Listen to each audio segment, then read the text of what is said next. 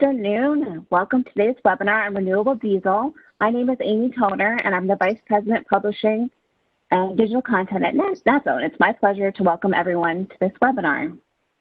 Before I turn the webinar over to the experts, I want to give a few housekeeping reminders. First off, this webinar is closed to the press.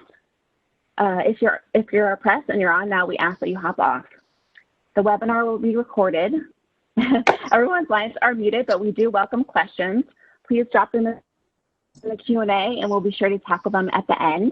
Unfortunately, I'm still giving my announcement that we're in a weird time and we're all working without our normal support.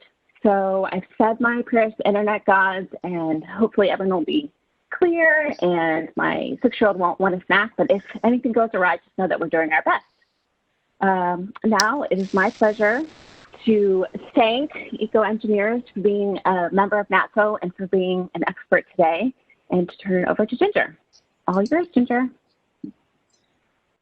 Thank you, Amy. Hi, everybody, and welcome to our renewable diesel presentation today. I'm Ginger Laidlaw, and I'm with the NATSO's Alternative Fuels Council. EcoEngineers and the Alt Fuels Council, both NATSO Chairman Circle members, have teamed up to provide this market insight and technical overview of renewable diesel, from its production to fuel marketing. EcoEngineers brings the perspective of working with clean energy producers, and Kathy will go into more detail about this, while Alt Fuels Council is focused on the downstream fuel marketers and blenders.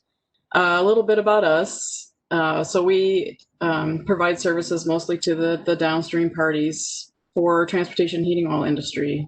So we're providing consulting and compliance solutions for that group. We go from beginning of blending or beginning of a structure, infrastructure, logistics, supply, helping you with your EPA, IRS registration. We also have an online RIN management software system that's connected to EMTS that just makes things a lot easier, makes life a lot easier. And we also help with RIN marketing. And those are our mugs there at the bottom. Okay, so this is just kind of our agenda, what we're going to talk about here on this first half. And that's just kind of going through the advantages, benefits of using renewable diesel, going through some fuel quality, some supply contract considerations, and then kind of going through the economics, which includes those policies, the federal policies, state policies that include renewable diesel. And then finally, talking about the RIN market. So next slide. So here's the biggest 4 points that we feel are the biggest advantages for fuel marketing, for marketing renewable diesel. And that is, obviously, number one is you have the potential to price your fuels competitively and increase your profit margins. The second good point is that this fuel is often referred to as a drop-in fuel, and that's because the fuel is so similar, the properties are so similar to diesel, there really isn't any, it's compatible with current infrastructure and engines. And then the third point would be that there's an extreme flexibility in how much percentage that you're blending of renewable diesel. That's where it's pretty different from biodiesel. So you could start out with a low percentage blend to comfort level and increase it. And then finally, obviously, it's always good that you're actually improving your local air quality. So next slide. And this is where I'm going to hand it off to Jeff Hovey, who is also with the Alt Fuels Council, and he's going to talk through a couple different things here. He's going to focus on fuel quality and some contract tips. Take it away, Jeff. Thank you, Ginger. And so over the last 10 years, obviously the downstream industry and the upstream industry, we've spent a tremendous amount of time talking about fuel quality, fuel properties, working with OEMs, making sure that as we're offering new fuels to the public, they are good, and try to prevent some of the complaints that sometimes we get from the consumer. So in that big scheme, we're going to talk a little bit more about fuel quality as well here, but some of the benefits that that have been shown of renewable diesel is an improved cetane number, up to 65. And I'm sure everybody's seen different numbers here, but so this is just generally speaking. Cold flow improver is very impressive. So we see renewable diesel being very effective in cold temperatures. So if you're on the West Coast, because as we talk about renewable diesel, we're really talking about the West Coast, California and Oregon.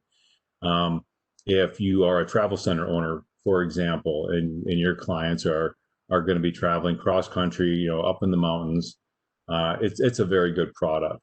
The fuel stability is shown to be improved, decreased microbial growth, phase separation of water is lessened.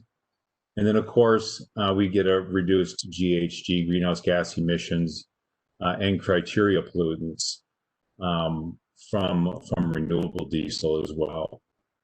Fuel quality. So as I was touching on earlier, again, we've spent a lot of time talking about fuel quality, equipment compatibility when we start talking about things like mid-level ethanol, biodiesel, as an example. Pretty much everybody is on the same page that up to B20 from a compatibility standard is good to go. Renewable diesel, there's a bit of a question mark on it, right? Because it is a newer fuel. When it comes to looking at fuel standards like ASTM fuel standards, we realize that renewable diesel meets D975, which is the same as our diesel fuel, our ULSD distillates. And so that's great. However, are there other things that should be improved at ASTM?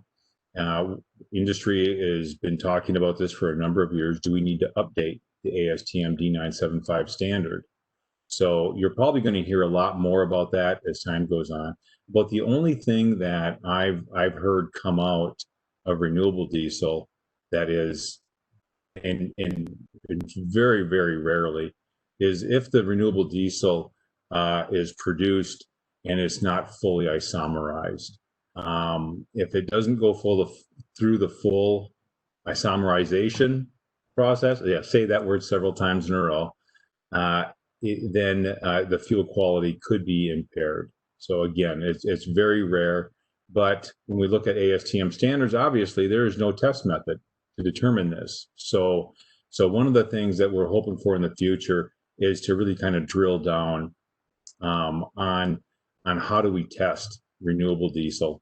And I'm sure there's a number of renewable diesel producers on the line right now that would be more than willing to help us with that process. So I'm reaching out right now, and hopefully we can open up those discussions as we move forward.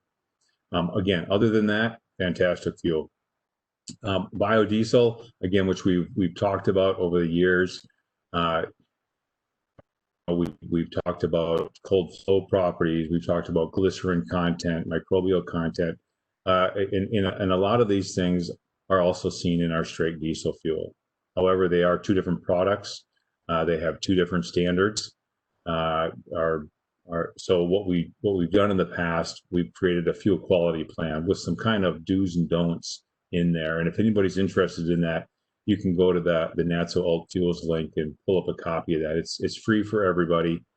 If you've got comments on it, please send them our way. It's a living document, but it's just kind of a starting place. It does include some insights into testing your fuels as well. So one thing to keep in mind on biodiesel and for renewable diesel in California, because renewable diesel is a drop-in fuel, we don't have the NOx implications, the smog affecting NOx implications. Whereas in California, if you're going to blend a B20, you're going to need a NOx additive if you're blending with straight diesel fuel at a B20. So something else to keep in mind. Some renewable diesel supply contract tips. This is a great slide, and we could probably spend a half an hour just talking about this alone. Again, it's very California centric in the sense that that's where all of our renewable diesel is going to today. And so you can't really talk about renewable diesel without talking about the LCFS program and what that means to our bottom line. So when we work with our clients in California, it's really, we want to make sure everybody is on the same page. We all understand the incentives that are involved when you're purchasing renewable diesel. It might very well be that your supplier is going to manage all of the credits for you. But at the same time, we downstream folks really need to understand what those incentives are. And I think it behooves everybody to have a good understanding of things such as the carbon intensity of the fuel and the level of credits that come off from fuels in California. One of the things to keep in mind under the LCFS program, the mandate or the standard is put upon the refiners and importers in California. Now that requirement, that standard to reduce the carbon intensity of the fuel can be pushed downstream, but just into the pipeline terminal. So the producer or importer of diesel or gasoline, for example, has a requirement to reduce the carbon intensity of that fuel. They can basically sell that requirement, attach that requirement when they sell the diesel or gasoline or transfer title into the terminal. So if you're a position holder inside the terminal, you might be looking at becoming an obligated party under LCFS.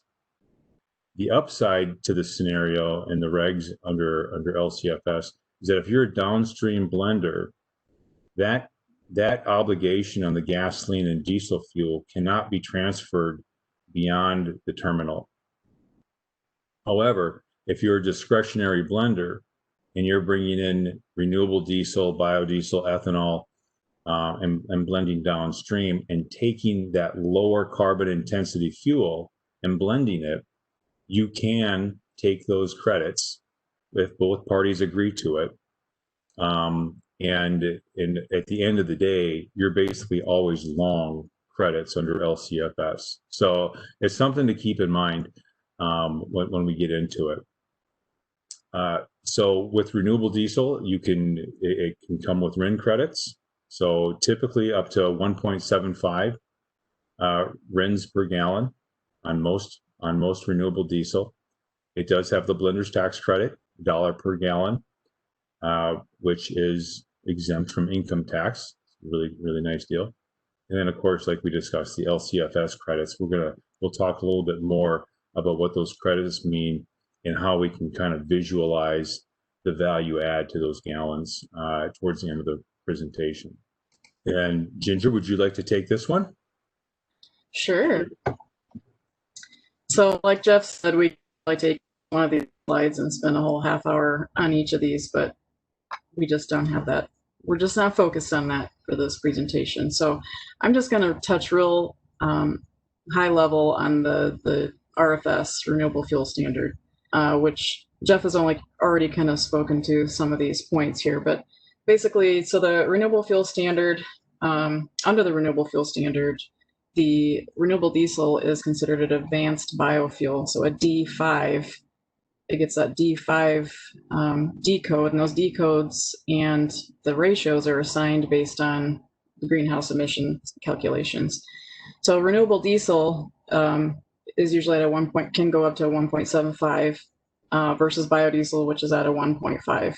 And you can see biodiesel is listed underneath D4, biomass-based diesel. So renewable diesel RINs are D5s at a 1.7 ratio. So this chart right here is just showing the RVO, the renewable fuel volume obligations that were put out by EPA for 2020. As you can see, the biodiesel or biomass-based diesel number does come out a year ahead of time. So pretty soon, at the end of November, we should be seeing standards put out for 2021. So these standards are what the obligated parties need to meet. This is their mandate, their standard they have to meet for the 2020 year. And so the obligated parties include refiners and importers. And so if they're not making the fuel gallons, then this is where the RINs come in and make up the difference. So hence the RIN market. So once the downstream party has received RINs with gallons, whether it be renewable diesel or biodiesel or whatever renewable fuel, once that fuel is blended into transportation, heating oil, or jet fuel, then that RIN becomes marketable and can be sold. So the other federal policy, that's major federal policy that's driving everything, is the IRS's Blender's Tax Credit, the BTC. So this was just reestablished at the beginning of this year, and it went retro to 2018 and 2019, although claiming those has passed, that deadline has passed last month in August. But it is $1 per gallon of B100 and renewable diesel through 2022. So right now that's where we're at through 2022, $1 per gallon. And filing for this is done through the 720 quarterly filing. You do the 8849 form with Schedule 3. Of course, you could find these forms on the IRS website, but we do have a link to these forms as well on our website, the NATSO Outfuels website. So the IRS blending license, this is a 637, and it depends on where you're at, where your position is. If you're inside the terminal, your position holder, then you could get a 637S. If you're downstream of the terminal, then you get a 637M. And you will also obviously want to look at your state licensing and remitting requirements. So supporting documentation. If you've already filed for the BTC, then you know you have to include those. For biodiesel, you have to include the certificates, and that's the same for renewable diesel. So there's certificates that you would need to include that indicate that the fuel's been registered with the EPA. It's derived from biomass, and it meets the ASTM D975. And then the tax treatment, as we know it, the blender's tax credit is considered non-taxable income. But the blender must account for any excise tax liability as well. If your supplier is sharing this dollar credit with you, then this would be taxable income. And just a note, we are planning a webinar. Outfuels Council is planning a webinar coming up in October 15th. Partnering up with a nationally recognized tax advisory firm that's going to present some more information specifically about the biodiesel tax treatment and the blender's tax credit. Okay, and Jeff kind of touched on this as well. So these are just kind of touching on the state policies, the California Low Carbon Fuel Standard and Oregon Clean Fuels. These two charts over to the right, I don't know if we can zoom in them a little bit at all. If we can't, the bottom chart is showing, these are both pulled from CARB, California's Air Resources Board, just the data that they've collected. So LCFS has been around for a while, so they've got a bunch of data that they can present to us, kind of showing us what the trends are. The top chart actually shows, so renewable diesel is represented in green, and the chart on the left is representing what type of fuel volume is coming into California. So renewable diesel is the green. You can see it's been steadily increasing over the years. The chart on the right is specifically referring to the credits and which fuel has been generating those credits. So again, you can see renewable diesel is increasing over the years. The bottom chart is just kind of showing how the low carbon fuel standard works. There's a target. There's a target that the fuels have to meet. As Jeff said, each fuel has its own carbon intensity number, and so you're either generating credits or you have deficits, and you need to use credits to make up for your deficit. So that's just really high level how the credits work in the LCFS program. So California and Oregon aren't the only ones that are doing this and want to do this. Right now, maybe some of you are aware that the Midwest is looking at potentially an LCFS program. And also we have Biden's clean energy plan potentially to look at. Basically, the point we wanted to make here is that if the existing administration if the administration stays the same, it is likely that there will be more state or regional low carbon fuel standards that may be coming out, with the Midwest being one regional example. If there is a new administration, there may be more of a federal low carbon fuel standard. So basically, we think we're going to be going towards a low carbon fuel standard, whether it's a federal or it's at a local or regional level. So this may also drive where renewable diesel may be, where the demand may be driving later in the upcoming future. So if you wanted to look into more state incentives, specifically state incentives that are available right now for your state, the DOE has a website, the Alternative Fuels Data Center. This is also on our website, the NATSO Fuels website. You can actually filter to your state and it'll list everything that has to do with renewable fuels, whatever the incentives are currently with your state. And this is where I'm going to pass it back over to Jeff to talk about RIN market. Great, thanks, Ginger. I agree 100%. There's a lot of things moving around out there, and a lot of comparisons being made with LCFS and what it's done. And one of the things what's interesting about LCFS is it is a little bit more malleable than the RFS, right? The RFS has kind of, well, I'm not going to throw my opinions out there very much, but under the LCFS program, it's constantly changing, right? CARB staff are seeing, new fuels. Obviously, what we heard this week, the enormous push for electrification. But more, in the more recent past, the discussion was, wow, look at the renewable diesel coming in to the state, and look how reliant the LCFS is on biodiesel and renewable diesel, right? So they're constantly changing their position as they watch what's happening downstream and what fuels are being consumed. So stay involved. Stay involved if you're in a region of the country that there's discussions going on, and there are discussions going on. To Ginger's point, the Midwest Low Carbon Fuel Standard has been getting discussed for the past 2 years. So try to make sure you're involved in those discussions. These are very, we don't know if it's gonna go somewhere or not, but they are making a lot of headway, it appears. So looking at the economics of trying to give you guys some examples of where the RINs are taking us, whether it's renewable diesel or biodiesel. The trends to look for are pretty clear. So as far as the LCFS goes, been in existence 2010, RFS since 2007, 2008.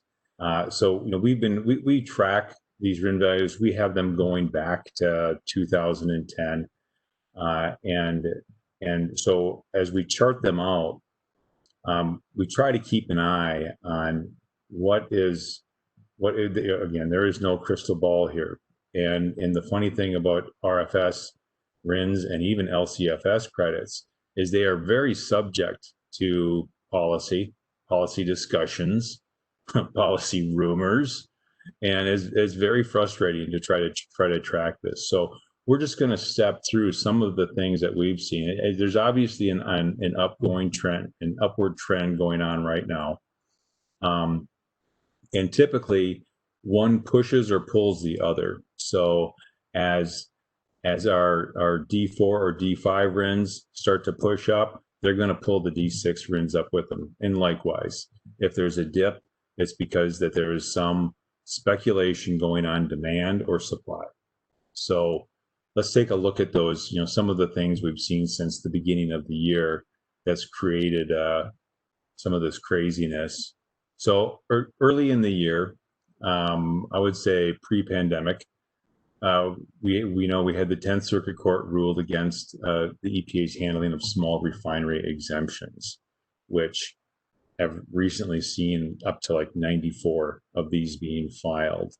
And so that was a very positive mark, and we saw RIN values start to climb out of that.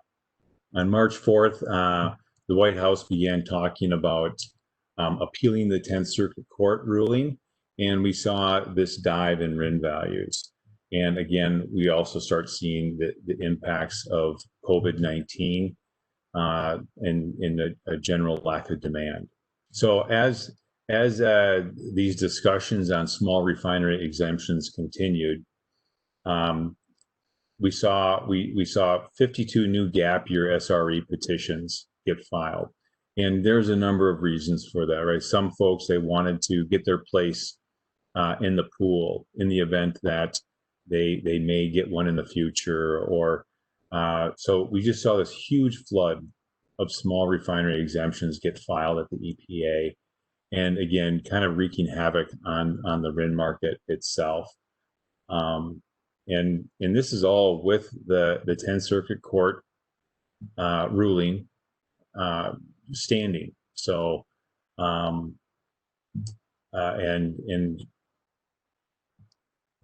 but again, at this point in time, I think if you were to add them up, we were close to 90 total small refinery exemptions being filed. And so with all of that chatter going on, we still see the RIN value trying to correct itself and cover that gap between, for example, our diesel and our B100, or our diesel and our RD. Again, this chart is not showing carbon intensities or CI values on the fuels or carbon credits out of LCFS, but the most recent, I believe was it just last week, that the DOE and the White House gave direction to the EPA to deny the gap waiver small refinery exemptions for 2011 through 2018. So this is good for the RIN market. It just does not include, I believe there's about 21 small refinery exemption applications for 2019 that this does not touch.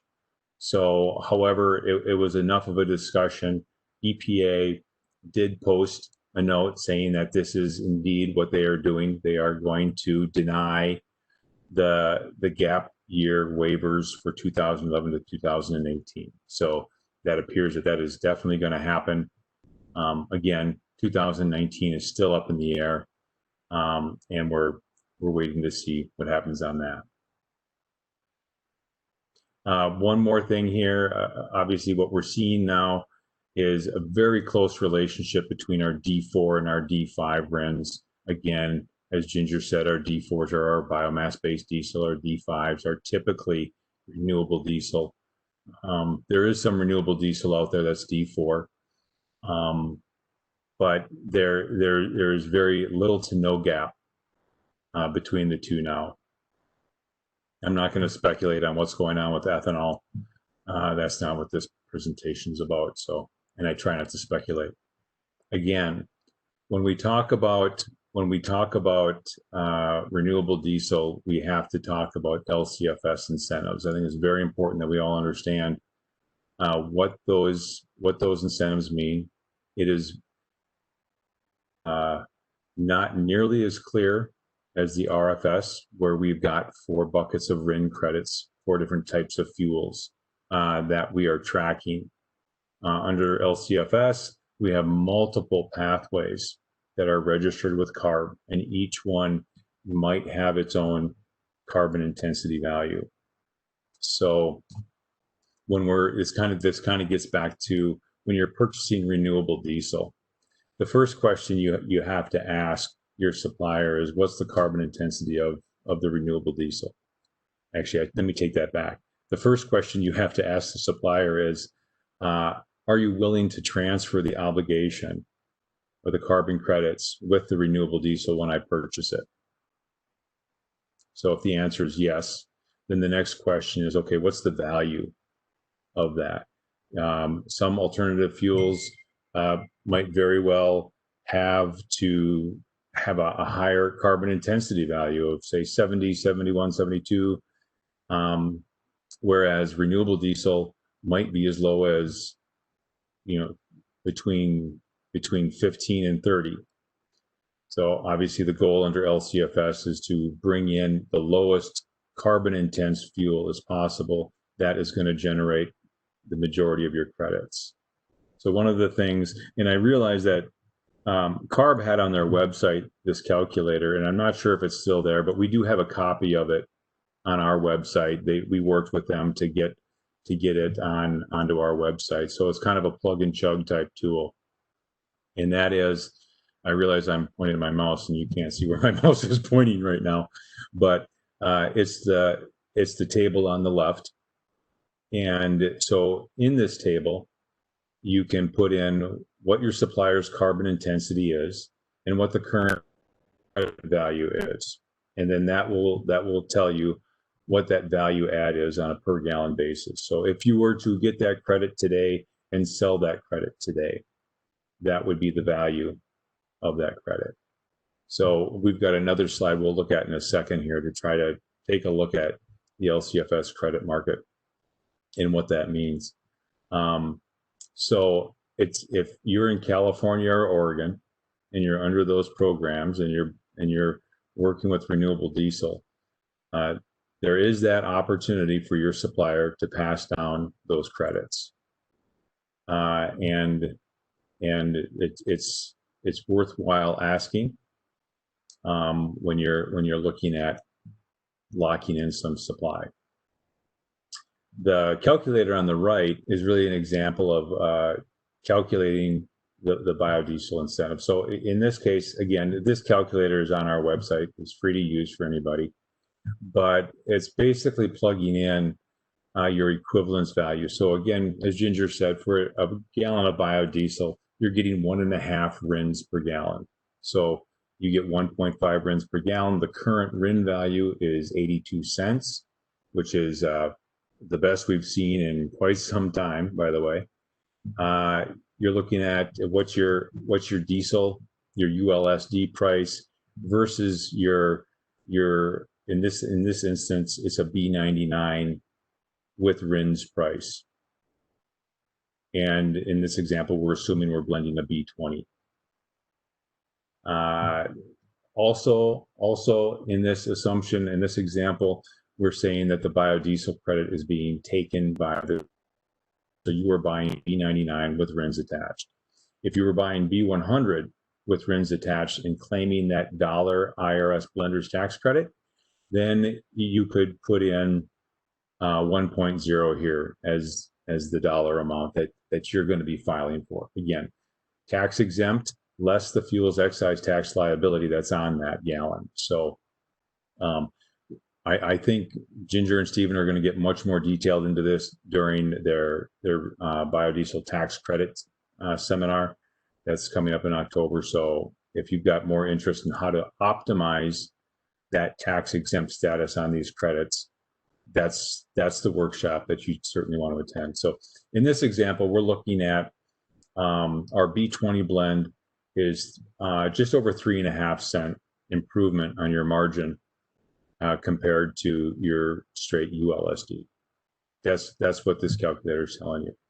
Now, again, once you get your estimates from your supplier, and I have realized there's a lot of things you have to ask, right? Okay, I want renewable diesel.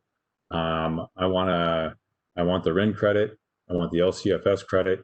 I want the IRS credit. And so what we typically see are offers to sell that have some confluence, some mix of those all together. So we typically spend a lot of time with our clients looking at those proposals and trying to determine, okay, what is the LCFS value today versus what's been the high. So let's go to the next slide, and maybe that'll give us a little more insight. So here is a slide that Megan and our friends over at Stillwater sent us. Thank you very much. A little shout out to those guys. Here is a showing from January 1 to date where the LCFS credit pricing is at, and very interesting. Please feel free to read the text on the left. We had the stay-at-home order hit, and supply went down, just shock waves that we're still dealing with today. especially on our light duty vehicles. Heavy duty, not quite so much. So our biodiesel and renewable diesel demand is still up there fairly well. Unlike gasoline, that's still trying to recover. But you can see the impact of this on the LCFS credit pricing. And as we move forward, there's some other noise in here, but I like how Stillwater pointed out that here is where we've got P66 and Marathon made their announcement that they are taking some enormous undertakings on retooling some refineries. The Rodeo Renew facility for P66, granted, that's looking at production in 2022 out to 2024, but there is a possibility that announcement had some impact on the LCFS credits. So I guess if I am looking at purchasing renewable diesel and I've got a supplier that's willing to offer the LCFS credit and the RIN credit and whatever the downstream party can take, you're going to try to lock in on some price for what that value add is. So when you take title to that product, you already locked in. Are you going to lock in at $180 per credit? Whereas we've seen it go as high as over 210, right? And I think you can all see where I'm going with this. If the credit value at the time of looking at that supply agreement is 210, there's a good chance you don't want to take that credit, because the likelihood of it achieving that, maybe I'm using the wrong number, let's use 220. The likelihood of you making improved margin when you go to sell those credits is less likely. So these are all discussions that when we sit down with our folks and we're looking at renewable diesel and biodiesel, and a lot of times in California, we're seeing R80, B20 being offered, which is a blended product. The other thing that's interesting about the LCFS market is that the renewable fuel producer does not have to transfer the credits downstream. That has to be a discussion between the two parties. So those are discussions that you need to have with your supplier or with your downstream customer, how you want to handle that. Because we're talking about three variables that have an extremely high value. And as you've all seen in the past, sometimes these credits are worth more than the actual fuel itself. So they're very important discussions to have. We just want to make sure that everybody is moving forward with their and making good business decisions. So with that, I'm going to turn it over to Kathy. Great, thanks, Ginger. And we'll start here. My name's Kathy Macbeth, and I'm the Director of Strategic Development at EcoEngineers. And joining me today is my colleague, Roxby Hartley, Dr. Roxby Hartley. Roxby's a line of business manager for biodiesel and renewable diesel at EcoEngineers. And prior to joining EcoEngineers, he was the general manager of Agron Bioenergy located in Southern California, where he resides today. Roxby earned his PhD in geology from Oxford University, and he'll also be helping support our carbon capture sequestration consulting at EcoEngineers as well. EcoEngineers is a renewable energy audit and consulting firm headquartered in Des Moines, Iowa. We are new Chairman Circle's members to NATSO, and our alignment with NATSO is another measure of carrying out our mission to build out a clean energy economy by connecting high-quality, low-carbon fuels to NATSO members, promoting renewable fuel producers in our RFS QAP program, and engaging with NATSO members who want to better understand their impact of the carbon impact of their operations. We're delighted to be here today to join Alt Fuels Council to present a perspective on the renewable diesel market from production of pump. And with that, Roxby, take it away. What is renewable diesel? It's a biomass-based diesel. It's made with organic oils and greases. It's often compared with biodiesel. They're the two big biomass-based diesels, and it can use the same feedstock as biodiesel. However, in the future, as I think the feedstock is going to get more and more, there's going to be more demand for it, woody biomass is probably going to start coming on as a potential feedstock as well. And as you've heard, renewable diesel can generate RINs, it can generate carbon credits in the LCFS, and it's eligible for the blender's tax credit. Okay, yes, it's made from organic oils and greases. What happens to them is that they have to be cleaned up. You want fairly clean oils to go into an RD process, and then it's hydrotreated. So you need hydrogen. That's typically made from methane. After it's hydrotreated, you end up with paraffins, which are they form waxes, and the glycerin forms propane. The paraffins aren't a very good fuel because they've got a very high cloud point, and so they're isomerized, and that creates a whole host of different chain lengths. And renewable diesel plants not only produce renewable diesel, but they also produce naphtha and renewable gasoline, and probably more importantly in the future, renewable jet fuel, as well as renewable diesel. And it's similar to petroleum diesel in that it can be distilled into these fractions.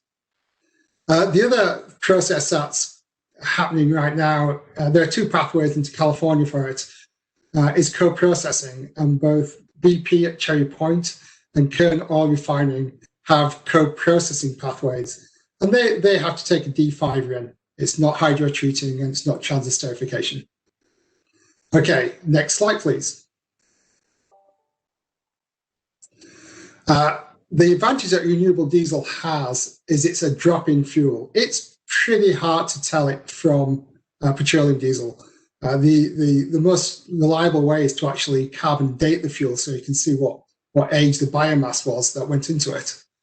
Biodiesel is made by transesterification, and so it's not the same as petroleum diesel, and it still has oxygen attached, and it has slightly lower energy density because of it. Biodiesel itself can only be blended up to 5% in 975, ASTM D975. Between 5 and 20%, you have to use ASTM D7467. And there's no, and you're not allowed to blend over 20%. There's no standard for biodiesel over 20%, and no testing has been done on the fuel safety, or very little over 20%. Biodiesel is very good fuel for decreasing emissions, except that it increases NOx very slightly. And biodiesel has other advantages as well over RD, in that typically the capex to build a biodiesel plant is much lower than that to build a renewable diesel plant. The plants can be smaller and they're cheaper to build. So who's making renewable diesel now? Well, I know over the last year, a lot of announcements have come out about who's planning to upgrade and who is upgrading and what plants are going to be built. But presently there's Neste overseas that ship into the US. And there's several American companies. There's Diamond Green, IEG, Altair, Global Energy, and Sinclair. And almost all that US capacity is sold into California. And Neste also imports quite a lot of renewable diesel into California. And the total RD market for 2019 was 620 million gallons, give or take or few. So why California? Well, I think we all know the answer to that. It's because of the LCFS. Renewable diesel has typically a very nice low carbon intensity. It's made from waste oils. The lowest ones are UCO-based renewable diesel, with 16.89 is the lowest pathway registered at the moment. And then the highest ones are soy-based pathways, where you have to take into account the indirect land use change, and that goes up to 58. And with a 2020 benchmark for CI, that gives you an estimate of the value of the carbon credits. And they range from about 85 cents a gallon to almost $1.70 a gallon. And of course, the renewable diesel is eligible for RINs, gets 1.7 RINs per gallon, and you get the blends tax credit, as already has been stated. Typically, RD isn't sold as jet. You have to sell RD that's made jet from plants, and it makes jet fuel makes slightly lower LCFS credits. The pathways have the same CI. So if you take into example Altair, they have jet and RD pathways, and the CI is the same for them. But the CI benchmark for jet is slightly lower than that is for RD, a few points lower. By 2023, they become the same, and then they check the same value. So how do RD and renewable diesel and biodiesel work in California? Biodiesel has blend limits. You can't let it blend over B20. And there's an awful lot of supply that could come into California. So if you're selling your biodiesel in California, you have to discount it to get into the market, just because there's only 220 million gallons or so of demand, and there's a vast oversupply. So just in California, producers have to discount their fuel a little bit to sell it.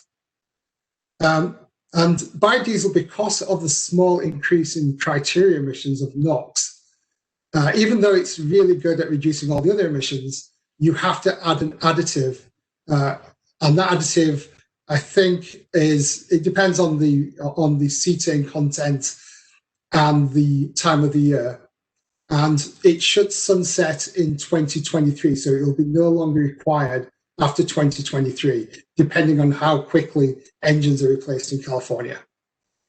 But over 55% RD, biodiesel does not have to add an additive even now.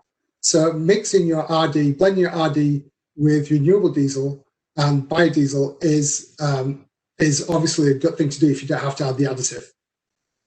And the combined market in California of diesel and jet fuel, diesel's around 3.5 billion gallons, but people don't realize quite how much jet is sold in California, and that market is huge, and the total market is over 7 billion gallons for both those two fuels.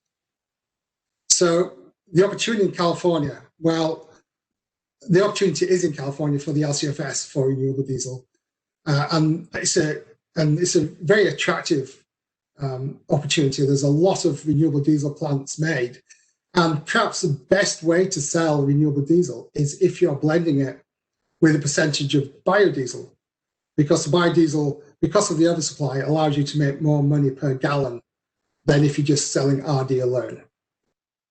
So what's the outlook? I think it's already been stated that California market will dominate until there are other low carbon fuel standards in other states and perhaps nationally, federally. The Midwest and New York look like early candidates for LCFS programs. I think biodiesel sales are going to increase. One of the restrictions on biodiesel sales that went away on January the 1st this year was you couldn't blend more than 5% and store it in an underground storage tank. And that restriction was removed. And therefore, I expect more rapid uptake of biodiesel. The sales have been increasing at around 20 million gallons a year, but I suspect that number will increase, certainly with the value proposition of blending it with renewable diesel. And what's the prospect for renewable diesel? Well, with all the announcements of plant upgrades and new builds out there, the RD production capacity is going to increase significantly. And it may saturate the California biodiesel market. RD plants have got the potential to sell excess as jet fuel. And the other thing that might happen is it could have a significant impact on the carbon prices. And that's it from EcoEngineers. Thank you very much. And I'll hand back to Ginger. Thank you, Roxby. So it looks like we have a number of questions here that I can see in the Q&A. But first one is asking for a comment on reduction in emissions for modern diesel engines with cats and traps. I'm no means an expert, but I'll take a stab at that. Is that California has to have a certain penetration of new diesel engines before they will let the additive go away. So if biodiesel is being blended at over 5%, California has to have over 90% penetration of new diesel engines before the additization can go away. And I think they're anticipating that in 2023 at current uptake rates. RD should be 100% saturated and may or may not contain paraffins. What do you mean by not fully? Isosmerize. I cannot say it correctly. I'm sorry. I botched it. I totally botched it. Isomerize. Anybody? Jeff? Or Roxby, do you want to talk about the process of? Sorry, it's when you isomerize the fatty acid chains. If you paraffins form paraffins, and they're basically long and thin, and they line up really nicely together and form waxes because they can line up. So isomerization basically just changes the shape of those chains. It can shorten them more. And it kind of makes them more lumpy so they don't stick together. And it reduces the clout point pretty dramatically from what you see from, say, a biodiesel, which isn't isomerized, to a number one diesel, which has got very low clout point and can be used as jet fuel. If it's not completely isomerized, then you end up with the problems with the paraffins because the chains can line up. I've got a question here. Given the recent announcement in California regarding zero-emission vehicles by 2035, how do you see that impacting the RD in California?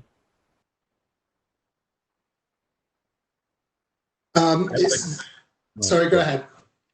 I was just going to say, so that's obviously very new news coming out. One, it applies predominantly to passenger vehicles, and there was some notes in that announcement, that executive order, that basically says when and if possible that they want to apply this towards the heavy duty end, which is now you're talking about more your renewable diesel, biodiesel end, at or around 2045. So with that being said, there's obviously a number of groups in California that are working on, up to Class 8 electrification. But I don't really see the executive order having much of an impact on renewable diesel demand. Yes, I agree with that. That's exactly what I was going to say. And I'd also comment that the jet market is also somewhere where you can go with some of this fuel. So it's and that is predicted to be about 25% of global emissions by 2025, I believe. So there's going to be increasing pressure for airlines to use jet, renewable jet. So I think that market isn't going away anytime soon. What is the prospect of a new NOx additive that will allow B5 plus blending after this year? Or will the only pathway to blending be through blending with RD? I don't know the answer to that question, my friend. I don't know how many of those additives are being tested at the moment and where they are with testing. Yeah, that's a great question. I'm not aware, or I'm not working with other additive manufacturers right now. It's a good question. I simply don't have an answer for that. Go ahead, Steve. Where will all the feedstocks come from to meet the growing demand from new renewable diesel projects? I think that there's a recent report from Morgan Stanley, I think just this morning, or was it Opus, that points out there's about 9 billion gallons of waste oils and suitable for this sort of feedstock. But also that's going to be competing with food. So we might end up in that food v fuel when RD capacity comes online. So RD is predicted to consume at least half of that in the by the middle of this decade. This might be a question for you, Jeff. Someone was asking to comment on extending the BTC through 2025, and he says that this is important to financing. That's number one. I was shocked that we were able to get it through 2022. I think that took everybody by surprise. This is typically a year-over-year re-establishment of the IRS blenders tax credit. It's lapsed so many times. It's an incredibly political piece of incentive for the biodiesel market. And again, the fact that we got it for as long as we did right now, I'm still pretty amazed at that. I think if we were to have those discussions, you're certainly going to wait until a new administration comes along. And if I had to guess from what I see of politics and how things progress, we could have this discussion in 2022.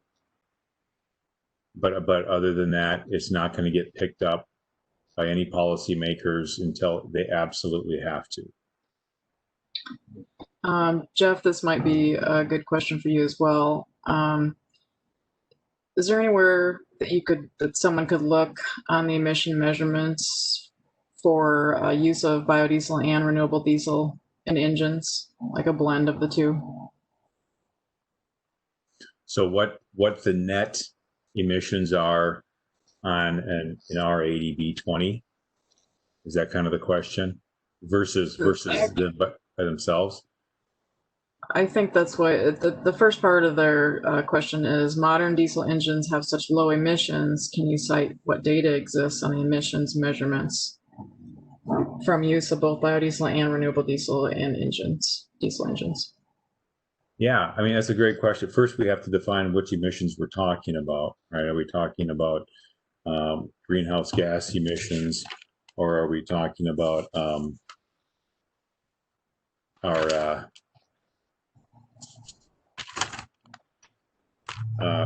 I'm sorry, I'm drawing a blank on the term.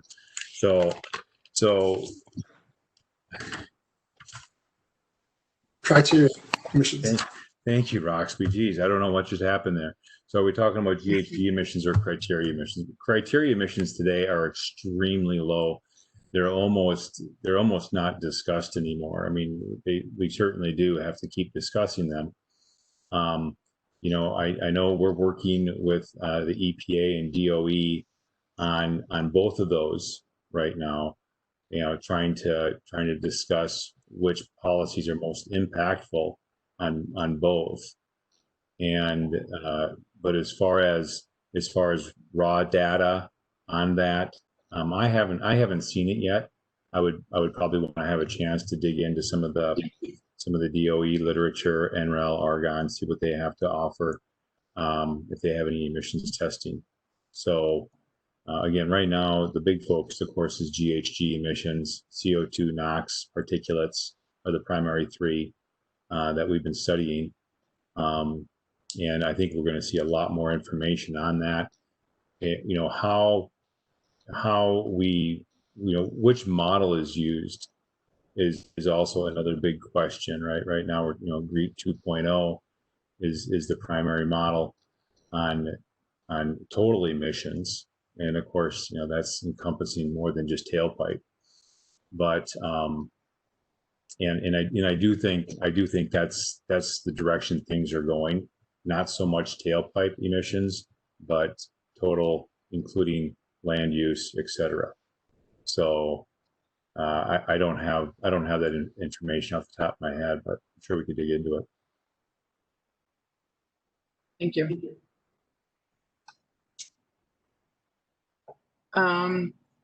where can someone find suppliers? I think this question might have been asked before Roxby went through his slides, kind of talking about who the suppliers are of renewable diesel. So I don't know if that answers your question. Can we kind of run through who the suppliers are at this point, who can supply renewable diesel? Right now, I believe it's Neste, Altair, REG, Diamond Green, Sinclair, BP, okay, and Kern both supply co-processed by renewable diesel. Okay. Is any of it leaving California? Or is it all coming into California? That's a hard question to answer. I haven't looked at the Oregon program, so some could be going there, and also British Columbia. But by far the largest market is California. Sure. And I doubt if you can get a carbon pathway for your fuel that you would send it anywhere but California. A question here: do you expect the EPA to consider the significant new capacity build-out for renewable diesel production to be considered in either or both the reset and set provisions for future RVOs? So do we think that EPA has considered this big ramp up of RD when they're looking at the set and reset provisions? I think if that's the question, I think absolutely they've considered it. I think they've been watching it for some time now, and EPA has a number of pathways that are in front of them, beyond RD, and different feedstocks and production. So I think when we look at the RFS, if we believe the RFS is going to get re-imaged, revamped, then there's a whole lot of work to be done on looking at all the different pathways, the potential pathways, I should say. If we think it's going to be the same old, biodiesel, the D4 requirement is set for next year, right? I mean, it's always 1 year ahead, and the only way to increase that standard there is through the advanced, the D5, and of course the biodiesel helps to support that D5 advanced requirement. And that's kind of what we talked about during the last setting of the RVOs is, okay, EPA is treating biodiesel as a finite opportunity for the U.S. fuel supply. A lot of people will disagree with that, but that's simply how it came out. So what we did is, or what they did, is they found wiggle room under that D5 requirement and ramped up the D5 requirement, and they had that flexibility to do that. So if RD didn't produce the way they wanted, then biodiesel could come in and fill that space. And so there is some flexibility underneath the renewable fuel standard as it stands today. And that to me is the D5 category. I think a response to that question is, someone is asking, where will the feed come from, and will the biodiesel feed move over to renewable diesel? Well, I think that's a great question. Maybe I'll let Roxy take a stab at that one. Feedstock use or feedstock intent, I guess, is the question. Biodiesel versus renewable diesel. Or co-process. That's a very good question. If the CIs come out very similar for both processes, a lot of the California biodiesel companies have actually vertically integrated and do their own feedstock collection. And I think that's probably quite wise. For the large producers in the US using soy, I don't know how that's going to compete between soy and RD. That's it's a very good question, and it's hard to have a crystal ball on it. Let's see. What is the expected impact on carbon prices with renewable diesel saturating the diesel market? That would be at least 3 to 4 billion gallons by 2024. I'll take a well. There is we are developing a model EcoEngineers to show what that's going to do, but we don't have that answer as yet. There's certainly a pain point across all the fuel types, from ethanol to RNG with the diesel substitutes in the middle, as to what credit generation can be generated at whatever price. And so that's to be seen, I think. The only thing I would add to that is that, you know, CARB has a tremendous amount of flexibility in setting the standard. You set the standard, and so we're a long ways out, right, from being 100% renewable anything in that market. And CARB does have the flexibility to set that standard, to reset the bank, and they've shown this over the past with their amendments and their changes to LCFS, that they're not afraid to go in and open up new corridors for credit generation in order to achieve the standard. It sounds when I say that, I want to go take a shower, right? I feel dirty, but I mean, it's okay. I exaggerated there. It's but they do have a lot of flexibility, and depending on where that standard is set, you know, that's going to determine the value of the credits, in my opinion. Yeah, CARB came out and said they weren't going to make any big changes to that, but that hasn't stopped them in the past, I think. So, right. Okay, I have a question that looks like it's coming from a downstream party. And I think they may be referring to biodiesel, but basically giving an example that if the RIN value is at 50 cents, the supplier may give the RINs, but then add 75 cents to the price of the fuel, which means they get zero benefit. The same goes with blender's tax credit. Is there any advice to give about how they could possibly share in these benefits? Yeah, we need more demand across more states. Support the LCFS in other states. Find a different supplier. Sorry, I went there. I think you know the relationship. You want the relationship to be powerful. Was just the opposite of what I just said, right? So you want to work with your supplier, and just at the end of the day, if you can't run those calculators on the Alt Fuels Council's website and come up positive, if you can't show you're covering your cost of compliance, if you can't show you're increasing your margin or the competitive nature of your business, well then for God's sakes, don't do it. You know, I mean, it's got to be, it's kind of a black and white discussion. And I mean, the same goes for all of these credits. If it doesn't work, it doesn't work. You are a discretionary blender. There is no mandate put on you. And you know, the market is a weird thing. I mean, I'm sure this person's been in the fuel business a long time. You know, it's you're losing your shirt one day and buying it back the next. Thank you. Here's a question for Roxby, I'm guessing, but someone was wondering how many renewable diesel facilities are able to run on low quality feedstock?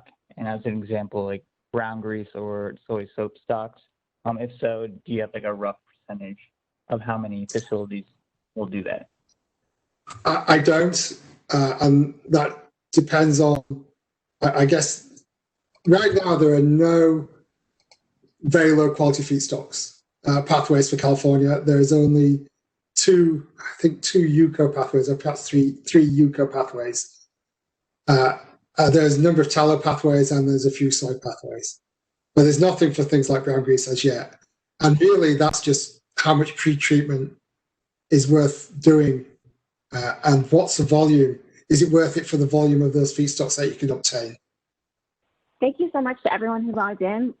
You can reach out to Kathy and Roxy, and then maybe Ginger, do you want to just give them your email so that they can also contact you? Sure, or if you want to show that last slide of ours, that would show our email. That would reach the very end. Would reach all of us. The info@natsoaltfuels.com would reach all three of us, so we can make sure one of us is getting back to you about your questions. If we didn't get your question today, then we'll definitely reach out to you personally and try to get you some answers. Okay, thank you so much. All right, thank you, everyone. Thank you. Thank you very much. Bye.